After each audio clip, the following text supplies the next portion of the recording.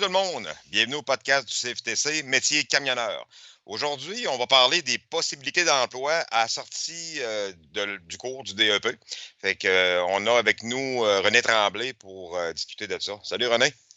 Salut Francis. Peux-tu te présenter pour que le monde sache un peu? Présentation, oui, René Tremblay, Centre de formation en transport de Charlebourg, depuis X années. Moi, je dirais même XX, mais en tout cas. C'est ça. René, si on rentre dans le vif du sujet, on parle des possibilités de l'emploi quand on sort de l'école. Qu'est-ce qu'un élève peut s'attendre à la fin d'un stage? Mettons, regarde, je suis un élève, moi, j'ai fini mon stage. On sait que la majorité des élèves vont se placer où ce qu'ils ont fait le stage, mais par contre, sans même parler du stage, est-ce qu'on peut s'enligner là, dans quel domaine qu'on peut s'enligner quand on sort du DEP? Dans quel domaine? Écoute, le domaine est large dans le transport, là, en fait, mais grosso modo, l'emploi est là quasiment à 100% là, présentement, on le sait très bien, dans le transport surtout, et chauffeur de camion. Dans quel domaine? Bien, il peut être dans le domaine journalier. En fait, la personne qui veut absolument qu'il y ait une petite famille, ces choses-là, peut aller travailler pour une compagnie, partir le matin de bonne heure et revenir le soir chez lui pour faire ses choses autres, puis de revenir à la maison. Il peut y avoir celui qui peut partir 2 jours de temps, qui va faire l'extra-provincial ou même du Québec dans l'intra-provincial, partir 2 jours, revenir chez eux quelque peu, venir coucher un soir, puis après ça, repartir pour un autre 2 jours. Ceux qui vont faire du Québec-Ontario peuvent être de ce modèle-là. Puis il y a ceux qui vont partir à la semaine longue, puis il y en a d'autres qui vont partir aux 2 semaines aussi, dépendamment. Il y en a qui vont faire du solo, et il y en a qui vont partir à la semaine longue pour faire aussi du team là, qu'on voit bien souvent sur la Californie pour le fruit et légumes qu'on n'a pas l'hiver, en fait, c'est au Québec. Là. OK. Bon, bien, on va commencer avec le premier, tu as parlé, là, on parle le provincial, puis tu dis que le monde, ils peuvent partir le matin pour revenir le soir. On s'entend bien que c'est pas du 9 à 5, là. Non. Puis, tu sais, ça, on peut l'appeler le local. Moi, je l'appelle le local. Moi, il y a le local, le régional qu'on voit au Québec, et après ça, l'extra-provincial. Mais le local, là, bien souvent, il est à l'intérieur du fameux rayon de 160 km, là, pour éviter le logbook, livraison, beaucoup de marchandises, beaucoup de chargements, ces choses-là, embarque-débarque. Pas beaucoup de conduite, beaucoup de livraison. Ça prend des personnes qui veulent se tenir en forme, garder en forme, ces choses-là, qui disent hey, « moi, j'aimerais ça chauffer un camion, mais ça ne me tente pas d'être assis là pendant 12-13 heures. » Fait que ça, c'est le local. Mais il y a de la manutention. On pense juste aujourd'hui, celui qui va faire juste des changements de remorques qui vont se faire plus le soir pour certaines compagnies, aller à Boucherville, revenir à Québec. C'est sûr que de ce temps-là, à moins 30, les températures, quand on est l'hiver, en fait, les dallés, les béquilles sont difficiles à mettre. Fait qu'il y a une petite partie physique là-dedans, ces choses-là, pour le local. Manutention, débarquer. Il y a des places qui n'ont pas réellement de quai d'embarquement ou de débarquement. Fait qu'il y a des personnes qui ont un genre de rampe en arrière pour débarquer le stock, là, qu'on voit certaines compagnies font les livraisons, exemple d'un Tim Hortons. Oui, les restaurants, ainsi de suite. Les restaurants, oui. Donc, c'est quelqu'un qui veut se garder en forme puis tenir sa shape, là, ben, c'est l'emploi idéal. Puis quelqu'un qui veut prendre un petit peu de poids, ben là, on s'en va dans l'extra-provincial. C'est ça, là? C'est ça. Oh, oui. Ben écoute, après ça, moi, après le local, j'ai tout le temps le régional. Ça fait celui qui va faire du Québec, mais peut-être aller en Abitibi. Fait qu'il va être 2 jours sur la route. Il va peut-être monter à Baie-James. Il va peut-être monter sur la Côte-Nord. Il va peut-être monter à Fermont. Fait que ça, c'est quand même du Québec. Tu sais, la personne qui veut pas trop parler anglais parce qu'il se débrouille pas trop, mais qui veut partir à la semaine ou proche, il y a de la job pour ça aussi, en autant. C'est sûr qu'à la Côte-Nord, la personne qui va terminer son DEP, certaines compagnies ne l'enverront pas tout de suite sur la Côte-Nord parce que ça le dit, hein, c'est côte. Ben oui, ben oui. Fait qu'en fait, là, les habiletés, des fois, dépendamment du temps de l'année où ils vont l'envoyer. Fait que moi, il y a la partie régionale, provinciale qu'on a de même pour la personne qui ne se débrouille pas trop en anglais. OK. Donc, à partir de là, on a couvert un peu notre province. Là, on s'en va aux États-Unis. Est-ce qu'on peut sortir de l'école et s'en aller aux États-Unis tout de suite? C'est-tu possible?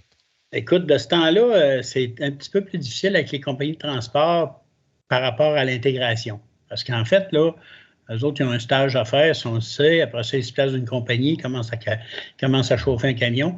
Mais la majorité des compagnies d'assurance dans les compagnies de transport exigent maintenant un genre de probation que le candidat peut chauffer seul dans la compagnie, rémunéré.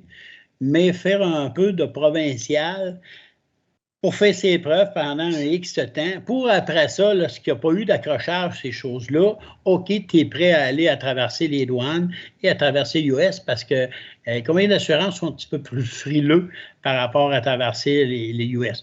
Ils vont plus aller faire de l'Ontario avant, Québec-Ontario maritime, partir à la semaine, mais où ce que là, le cas des assurances, c'est moins. Mais l'Ontario, on parle, ça ressemble quasiment aux États-Unis. Mais il y a des approbations maintenant à faire. Ça a déjà été un temps où, après qu'il ait fini son DEP, si le gars était bon, il traversait tout de suite les douanes. Mais certaines compagnies, je te dirais qu'il y a une petite probation à faire. Puis, un coup qu'il va avoir traversé les douanes, quand il va être probable à faire le job, ils vont l'envoyer avec un autre. Fait qu'il va suivre un autre candidat.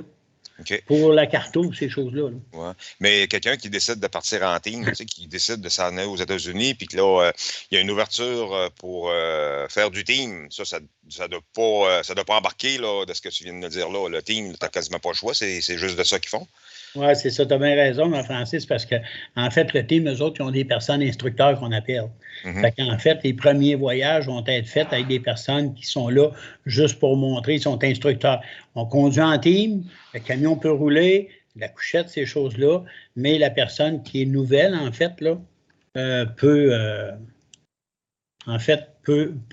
simplement commencer tout de suite sur le US, mais avec des personnes qu'on appelle des instructeurs pendant un X 7 ans jusqu'à temps que la compagnie a dit OK, c'est bon, vous êtes bon pour rouler le team, le couple ou avec ton ami qui veut rouler avec toi. OK. Juste avant, je vais te mettre sans embarquer dans le sujet des salaires, j'aimerais ça savoir, là, comme là tu m'as parlé là, des provinciales, extra-provinciales, régionales. Les compagnies, genre les compagnies là, de placement, toi, ou les agences, comment tu enlignes ça? Là, ils peuvent-tu t'embarquer dans tout le genre de transport ou c'est juste local, les autres qui peuvent te placer? OK.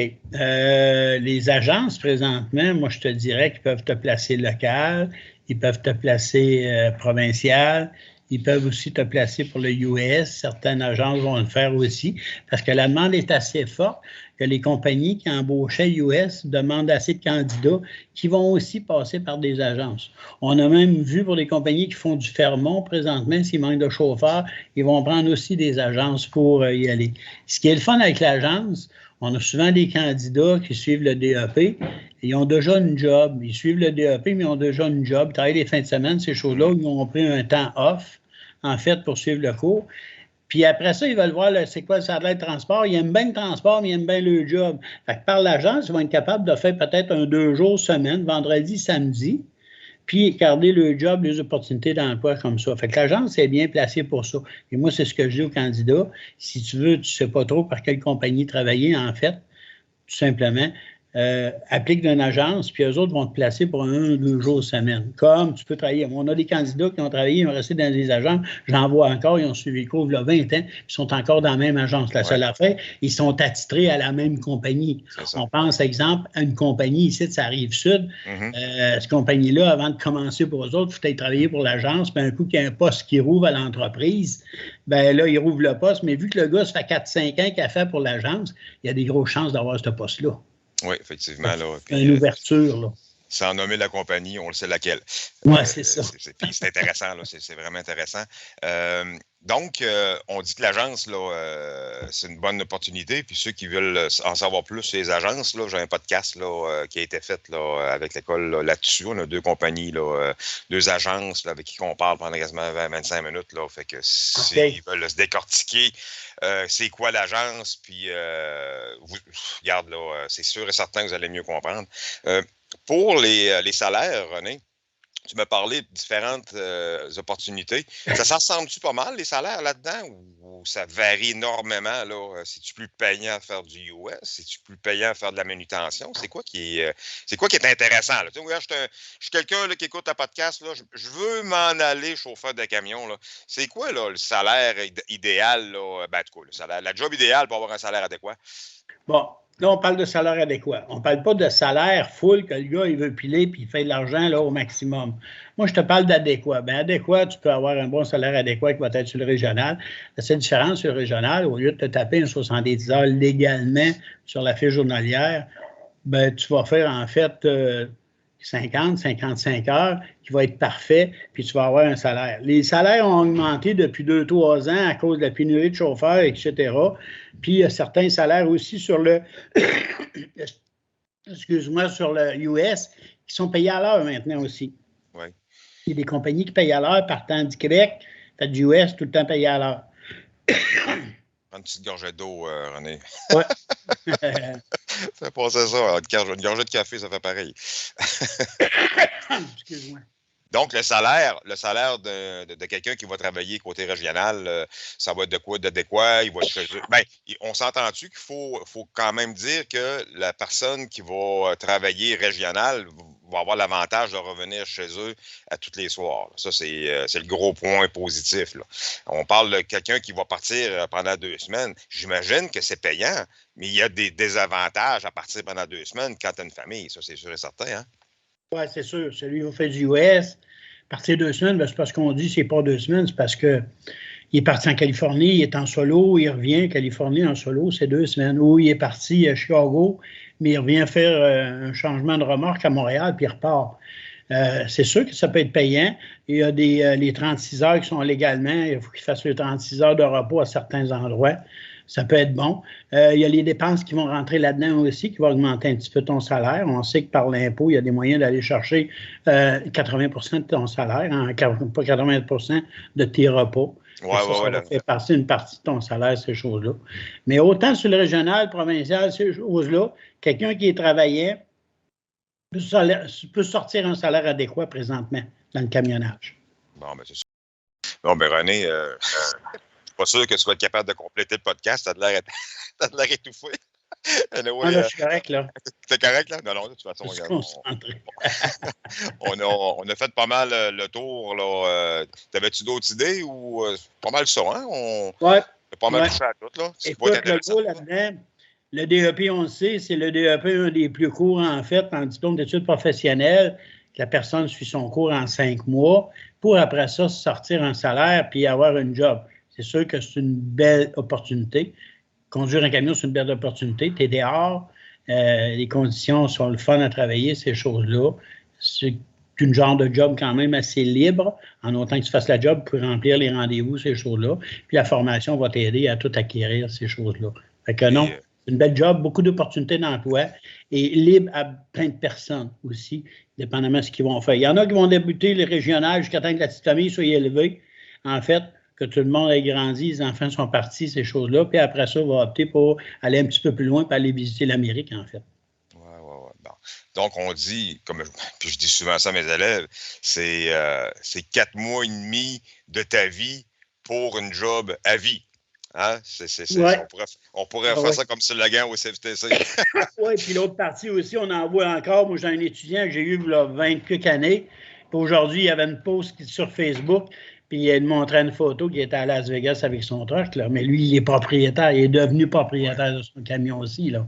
Ouais, c'est une belle fierté de voir nos élèves, hein, comment ils ont pu évoluer dans le temps, là. Fait que, ben, René, je te remercie beaucoup de ta participation. Ça a été encore un grand plaisir. On a appris encore plein de choses. Fait que, sur ça, ben, on va saluer ceux qui nous écoutent. Puis, ceux qui ont de l'intérêt pour le cours, ben, gênez-vous pas, venez sur notre site, venez vous inscrire. On est ouvert à tout pour une belle job. Fait que, à la prochaine. Bye. Parfait. Merci, Francis. Salut, bye. Salut, René.